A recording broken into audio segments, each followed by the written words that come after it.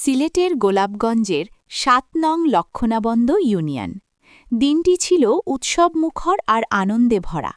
নিজ জন্মভূমিতে বাবা মাকে সাথে নিয়ে হেলিকপ্টারে চড়ে রাজকীয়ভাবে আগমন করেন অত্র ইউনিয়নের কৃতি সন্তান এবং রেডওয়ান্স মেথডের স্বত্বাধিকারী রেদওয়ান হোসেন।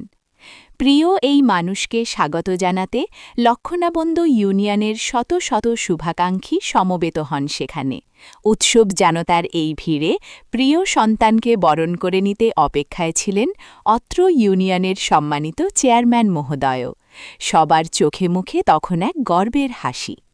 কিন্তু এই আনন্দঘন পরিবেশের মাঝেই ফুটে ওঠে এক অন্যরকম দৃশ্য।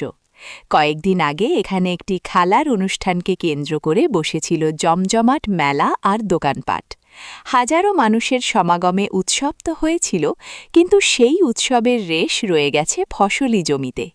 চেয়ারম্যান মহোদয়ের দৃষ্টি পড়ে পাশেই থাকা ফসলি জমির দিকে। তিনি দেখতে পান শত শত অপচনশীল প্লাস্টিকের কাপ আর আবর্জনা গ্রাস করছে আমাদের এই সোনার মাটিকে। যে মাটি আমাদের অন্ন যোগায়, সেই মাটি আজ প্লাস্টিকের বিষে বিষাক্ত হওয়ার উপক্রম। পরিবেশ আর এই ফসলি জমি রক্ষায় তিনি এক মুহূর্তও দেরি করলেন না। কোনো পদের অহংকার কিংবা লোকলজ্জার তোয়াক্কা না করে নিজের শুভ্র পাঞ্জাবির হাতা গুটিয়ে নেমে পড়লেন ময়লা কুড়াতে। নিজ হাতে একটি একটি করে প্লাস্টিকের কাপ তুলে নিতে শুরু করেন তিনি। চেয়ারম্যানের এই অভূতপূর্ব দেশপ্রেম আর সচেতনতা দেখে মুহূর্তেই জাগ্রত হল জনতা।